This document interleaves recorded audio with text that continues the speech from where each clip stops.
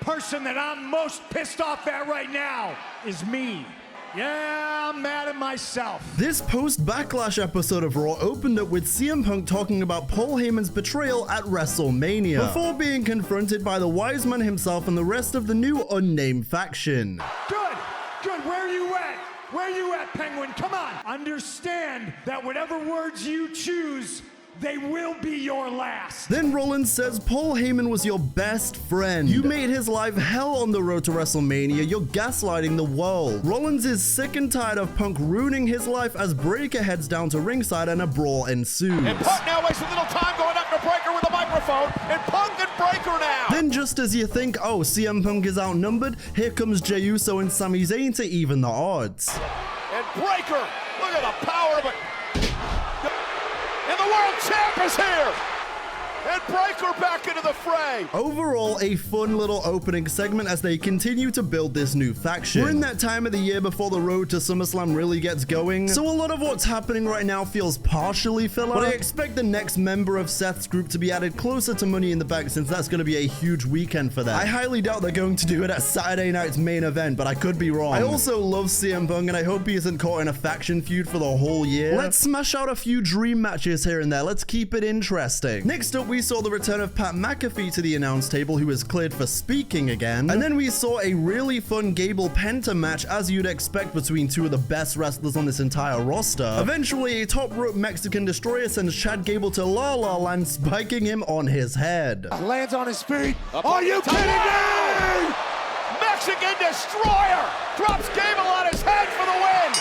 They spend most of the match just saying, haha, that's not El Grande. Haha, no it is. It is El Grande Americano. I am a denier of those accusations that Gable is Americano. The only relation is that much like an Americano, Chad Gable gives me energy. I love that guy. But next we see a vignette with Roxanne and Giulia saying they're here to take over, featuring Giulia being allowed to talk in her own language.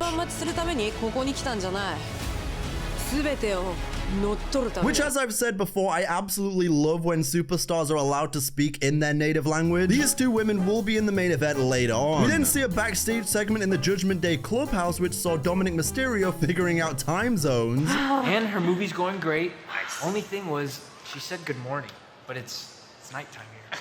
This can't be the first time you've heard about time zone. Dom then talks to Finn about his hesitation in the IC title match at ringside for Backlash, to which Finn says, no, don't worry about it. You're crazy, mate. I'm gonna go get ready for AJ Styles. All right, look, it didn't go smooth, but everything worked out, and you're still the champ. And besides, tonight, I'm gonna take care of AJ Styles for you. Which, by the way, I loved Carlito in this segment still trying to rizz up Raquel. And I love that they're still playing 2K. New DLC is coming up and all that. Then Pat McAfee briefly talks about his war with Gunther at ringside and gets a crowd ovation. Thank you, man. Thank you all so much. Then there's a backstage segment between Zayn and Punk, who are trying to get on the same page. Zayn says, I didn't trust you back at War Games, but we need to be on the same team here. You got your goals, you got your ambitions. I'm not that different. You like to do things Yeah, your I way, like too. to do things my way. I have my trust me, I have my ambitions. But the truth is, neither of us gonna get anything done. Not with those guys standing in the way. The more I zoom out, the more I realize most wrestling storylines during the year just revolve around people doing this. Hey man, so I know I don't like you and you don't like me, but we need to team up to take out that bigger faction over there before we can do anything. It's happening more and more, and it's been happening more and more over the last few years, not just in WWE, and I'm really starting to notice it. The more I look at it, the more I realize it's one of the most popular tropes in professional wrestling, and I don't think I'd quite noticed it until just now. Next, there was a War Raiders Creed Brothers match, which was largely overshadowed by New Day's entertaining commentary. Fresh Air Force is here on you, Xavier Woods, and then you have Toei Crocs. What's going on? No, these are Braver Studios. You wouldn't know anything about this. I can't even talk sneakers with you because it's so far. Yeah, I don't know either. Either way, there was a great moment in this match where Ivar goes for his handspring and then gets caught by the Creeds. I wouldn't go that far. That's Holy hell! Ivar! Oh, caught! One step ahead. They've been doing their homework. Caught by the Creeds! Down goes Ivar! Done. Eric just saves the matchup. I will never not be impressed by everything that these two teams do. They are brilliant, especially the Creeds. I mean, all of American made, no misses at all. But eventually, the Creeds pick up the win after a New Day distraction and attack. Kofi Kingston off headsets, blasting Ivar.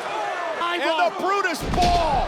American made knock off the War Raiders. thanks to the tag champ. When the day comes that Gable is holding that big gold world title, Ivy Nile, IC champ, and Creed's tag champs, I will be there. Next, there was a brief segment where Rollins talks to Braun Breaker as he whispers something in his ear. One more thing I'd like you to do tonight before you take off. Here's the company card. Pre-order GTA 6 for me, gang. And have some fun.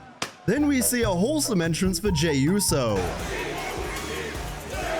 That kid's right on beat with the yeet. Say what you will about Jey Uso, but the guy is a star, no doubt. The way he connects with an audience is something we rarely just see with anyone. And whether you want to admit it or not, positive press or negative press around whether you think his gimmick is repetitive, if he can wrestle, yada yada yada, he's still getting a reaction, he's still selling merch, and he's still performing at a high level. I still will be your world. Whoa. Gunther enters amidst a bunch of "you tapped out" chants before he says this. I can feel this position is not natural to you. Because unlike me, you are not a natural champion. Granted, I feel like they say that 80% line a little too much now, but it's Gunther, so I'll allow it. It felt like a cool addition line before, and now it's his whole thing. It's kind of like CM Punk saying, "Is it great to be alive on a Monday night or what?" Or Tiffany Stratton once being a character with layers, and now she's just, "It's Tiffy time." WWE still struggles with balancing something that is over with pushing it too far, but it's okay. It does no harm to Gunther, so I'ma shut up. The winner out of you and Logan will have the honor to hand over the World Heavyweight Championship to its rightful owner, me, der Ringgeneral Gunther. The segment comes to an end as Gunther walks out with the title match looming on June 9th. To which everyone was wondering, what the hell is June 9th? It's just an episode of Raw they're building, basically. Instead of doing it at one of the many PLEs coming up, I do have a prediction as to where this is going, but I'll get to that. Next, we saw a lovely little tribute to Sabu, who passed away this past weekend, shockingly at the age of 60. Two-time ECW World Champion who had a legendary rivalry with a friend of mine named Taz. Of course, Sabu had just wrestled a few weeks ago on Mania weekend. The homicidal, suicidal, genocidal, death-defying maniac. This is Sabu. Rest in peace, Sabu, truly one of a kind. Also, I'd be lying if the Taz mention didn't hit me a little bit too. Obviously for the Taz and Sabu history, which goes without saying, but also Michael Cole and Taz memories too. Next, there was a backstage segment where we were about to hear from Ludwig Kaiser. Jackie says, "Hey man, it's halfway through the year nearly and you've said niche and done niche about these big plans for yourself." But before he can say anything, Breaker lays out Jey Uso just off camera, meaning Ludwig can't say niche. Ludwig, maybe another time.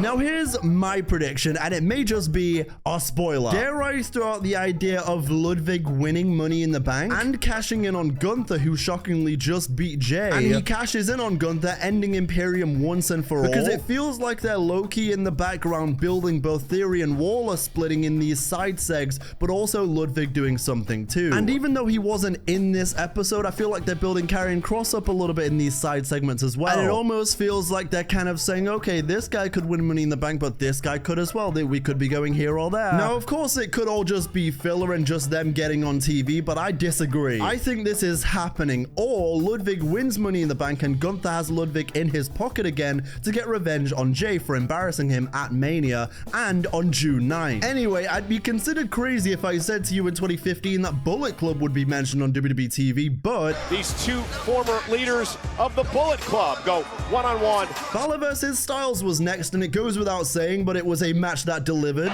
Styles again for the phenomenal forearm caught by Balor. Oh, and he connects 1918 cover now on Styles. Hook to the leg. Almost had him in a kick out. Eventually, the match sees Penta come out of nowhere to even the odds between Judgment Day and Styles as he takes them out. And then Styles hits a phenomenal forearm for the win. Oh! Phenomenal forearm by Styles. It's one of those matches that I just recommend you go enjoy for yourself. It's a fun one. Although another Balor loss. Please, Demon, start loading soon. But next, there was a little American Made segment in the commercial break. No, you know what sucks? Lucha Libre Libre sucks. And I don't necessarily think I need to talk about every single commercial break segment, but when it comes to Chad Gable, thank you! We also found out earlier that there will be a triple threat tag title match between New Day War Raiders and American Made coming up. Because it's a triple threat! No, yes, come on, now it's a feature! Then Becky Lynch came out after her incredible match with Lyra Valkyria at Backlash and cut one hell of a promo. You don't believe me? Well, one of us was taken to a hospital, and one of us went to their nice big bus, had a nice warm shower, drank a shot of tequila, and basked in their brilliance. Me! This was truly one of my favorite Becky Lynch promos of all time, and I'm being serious. She continues by saying this. Something happened. I won, and you couldn't see yourselves in me anymore because you can't recognize success. Because all you know is failure. Everything she was saying was absolutely true, and it was fantastic. All those girls in the back that were happy I was gone, that thought it was safe because the fire had gone out of Becky Lynch, well, they're finally gonna realize what it's like to be held down by the man. The amount of layers to this, there's levels to it, and man, it was great. And from my goat to my boat, because Natty Neidhart... I know when you are cleared, you're gonna give that hairy Neanderthal hell, yeah? Respect, man. Before that, there was a whole Rusev promo, which was pretty great, actually. But I would rather you fall at my hand than fall out into the abyss.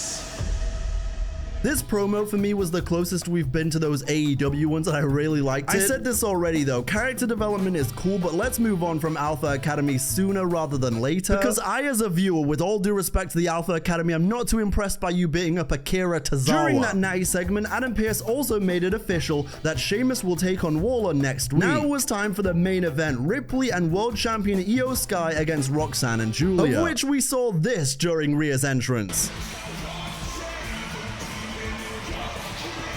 Cameraman, you know what you did. You know why I'm bringing back the play here. You know. But this main event is a fun back and forth between four of the very best. I will never ever get tired of seeing how goated Rhea or Iyo is in particular, but it's equally great that Giulia and Roxanne were getting some shine here too. Also, women's main event, you love to see it. Now, if only you could treat your women's tag division as well as you treat the teams that aren't really tag teams. Rhea Ripley's legal. I don't think Giulia realizes it. Oh my goodness! Roxanne just took out Giulia. Eventually, a costly mistake signals the end for Giulia and Roxanne. Oh!